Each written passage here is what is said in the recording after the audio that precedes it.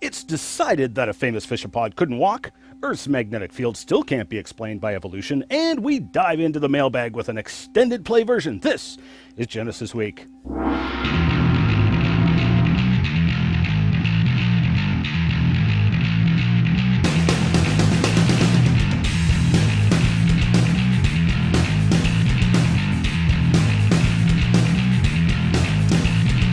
And welcome to this episode of Genesis Week, the weekly program of creationary commentary on news, views, and events pertaining to the Origins controversy, made possible by the supporters of CORE Ottawa, Citizens for Origins Research and Education. Excellence in pirate broadcasting this week from a top-secret location in Cole Harbour, Nova Scotia, still on the run from the authorities trying to shut us down. We bring you the information the anti-creationists don't want you to see or hear, and we'll give glory to the Creator while doing it. Remember, you can find us at Wazooloo.com or GenesisWeek.com, and you can peruse other episodes conveniently using the links in the upper corners of each episode. You can also subscribe to this channel with the link right there. I'm your host, Ian Juby. In past episodes, we've gone over the wild story of land creature evolution. Now, as you all know, fish were supposed to have grown legs and walked up onto land, becoming tetrapods, four-legged animals like the amphibians.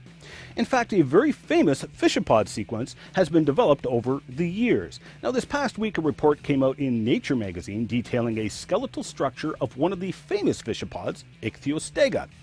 The study concluded that there was something fishy about Ichthyostega, as skeletal reconstruction and computer modeling suggested it could not walk around as was previously supposed. Ichthyostega was an evolutionary flop, literally.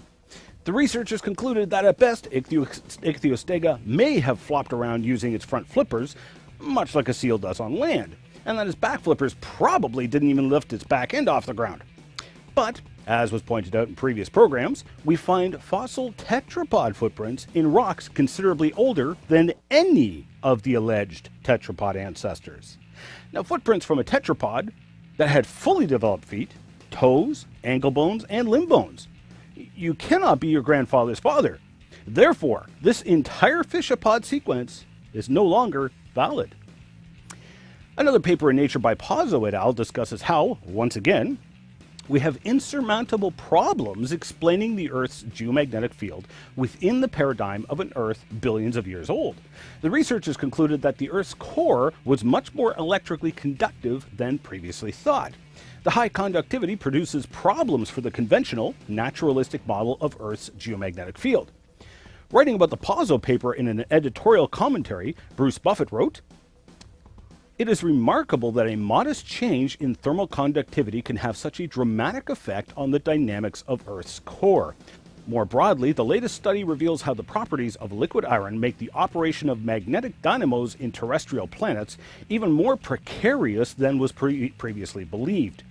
We are left with the challenge of understanding how Earth has succeeded in maintaining its magnetic field over most of geologic time." In other words, not only does the finding produce problems for the naturalistic origin of Earth's magnetic field over billions of years, it also calls into question the origin of all very old planetary magnetic fields. Interestingly, creation researcher Dr. Russell Humphreys produced a model explaining Earth's magnetic field, which was based on the creation account of the Bible and a 6,000-year-old solar system and universe. He extrapolated that model to other planets in our solar system and actually made numerous predictions way back in 1984. Now, this creation model not only explains Earth's rapidly weakening magnetic field, Humphreys' predictions for the magnetic fields of Uranus, Neptune, Pluto, and Mercury, as well as the predictions for remnant magnetism on Mars, have all been proven correct. Now, while a theory is strong because of its explanatory power, the true strength of a model lies in its predictive power.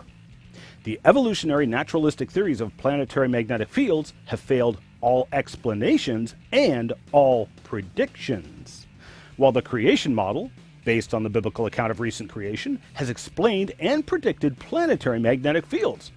Now, if the Bible's correct about these things, what else is it correct about?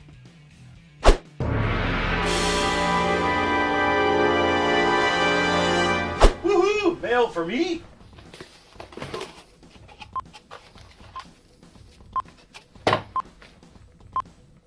I forget. I'm supposed to cut the blue wire or the red wire? Or I could just pull the detonator.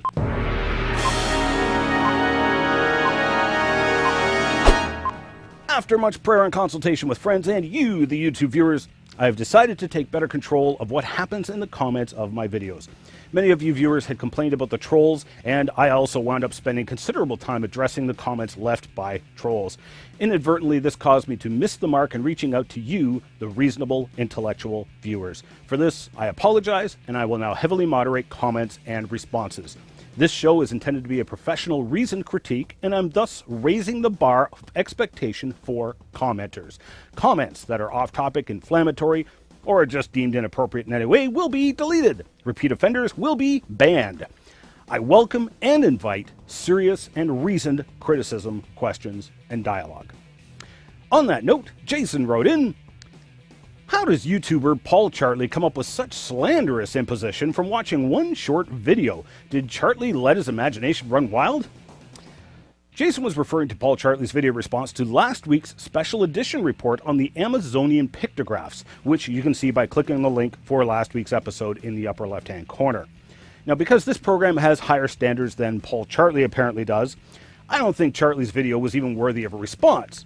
After all, if he's using personal insults, then I can only conclude it is because he has nothing of any real value to say, and he knows it.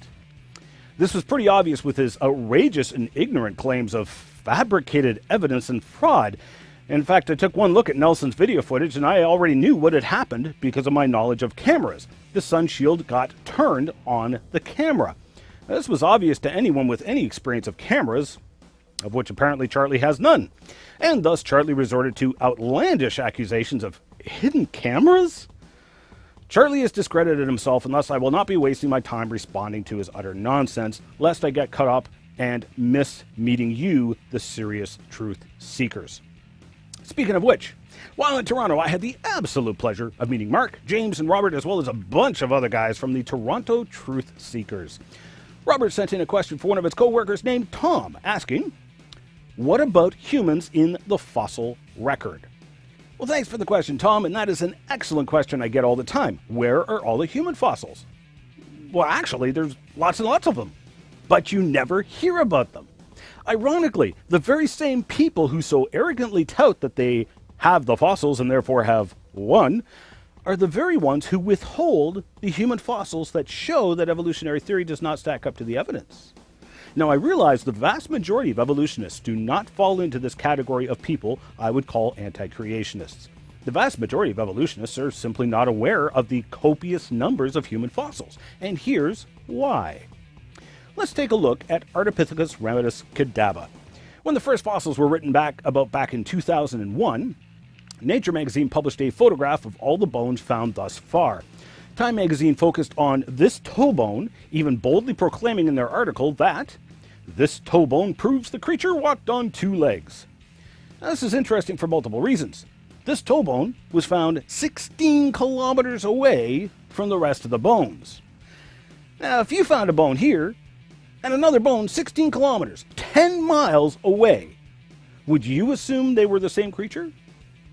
Secondly, Dr. Joseph Mastropolo compared this fossil toe bone with human, chimpanzee, and baboon toe bones and concluded the fossil toe bone was most similar to the human toe bone. In other words, it would appear that a human toe bone, found 16 kilometers away from the rest of the bones, was included with ape bones to make a genuine ape human fossil.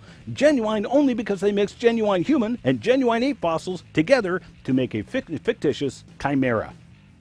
A similar incident happened with the famous skeleton Lucy, where Donald Johanson first found a fossil knee found 2.5 kilometers away from and 70 meters deeper in the rock layers than the rest of the Lucy skeleton. Now, during the Nova PBS production on Lucy, anatomist Owen Lovejoy said, when Don brought the Herar knee back from Ethiopia, he brought it over to my house and laid it out on the living room carpet, and I knew instantly that was a human knee. It was clearly a human knee. But, as we all know, based on the alleged age of the rocks in which the fossil knee was found, humans had not yet evolved. We now have fossil evidence of humans appearing in rock layers that are wrong according to evolution. whatever to do with this. The researchers then went on the assumption that this knee must then belong to Lucy, a fossil skeleton that had all the hallmarks of a chimpanzee skeleton. They then interpreted a chimpanzee skeleton based upon a human knee. They even went so far as to take a Dremel to the fragments of Lucy's hips and modified it to make the hip look more human. They even admitted on film that they did this, and I highly recommend that you pick up a copy of the Nova production to see for yourself. So, we have another case of ape and human fossils being put together, with the human fossils assumed to belong to an ape, and thus they're not reported as human fossils. But when a human fossil is found in the wrong place, according to evolutionary dogma, it is immediately discredited or swept under the rug. The human fossils are almost invariably in the wrong place in the rock record. For example, the fossil human finger, complete with soft tissue preserve, found in the Walnut Shale of Glen Rose, Texas. The Walnut Shale has fossil dinosaur tracks in it. Dinosaurs were supposed to have become extinct many tens of millions of years before humans evolved. The Calaveras skull, the 10 completely modern human skeletons found in Cretaceous rocks near Moab, Utah, and many, many other out-of-place human fossils have been found over the centuries. In the basement of the British Museum of Natural History and a museum in Paris are stored at least 6 skeletons of completely modern human fossils, excavated from the island of Guadeloupe in the 1800s. The problem is that this rock is dated by the evolutionary timescale as Miocene, or 28 million years old. At least one of those skeletons was on display for some 50 years in the British Museum, but with the advent of Darwinian evolution, the skeleton was then relegated to storage in the basement, as this skeleton defies evolutionary interpretation. In a written response to questions about the Guadalupe woman fossil, Dr. Hilary Ketchum of the British Museum said, "Paleontological and mineralogical work has been carried out on the block we have, which indicates nothing unusual about this find." There's nothing unusual about a completely modern fossil human skeleton in 28 million year old rock? There most certainly is something unusual about that. It's unusual enough that several anti-creationists very loudly tried to explain it away by saying the dating of the fossil must be wrong.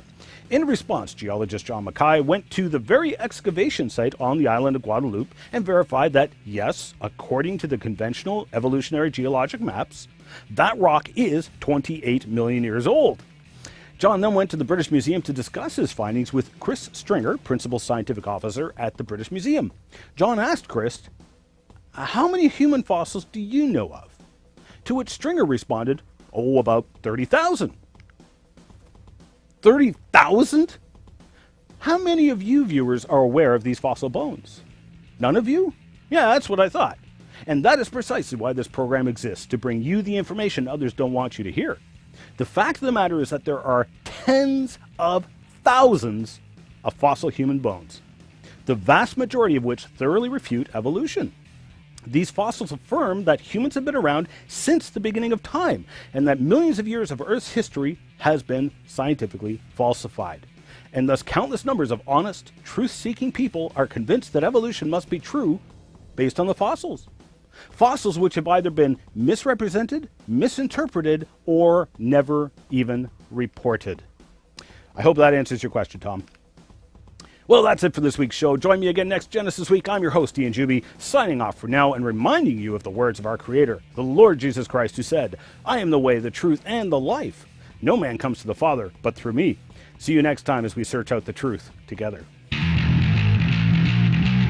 Production software was provided for Genesis Week by the Big Valley Creation Science Museum, located just 25 minutes north of Drumheller, Alberta. Visit bbcsm.com for more details. You can help keep this program going by making a tax-deductible donation to Core Ottawa, Canada North Post Office Box 72075, Ottawa, Ontario, Canada, K2K2P4.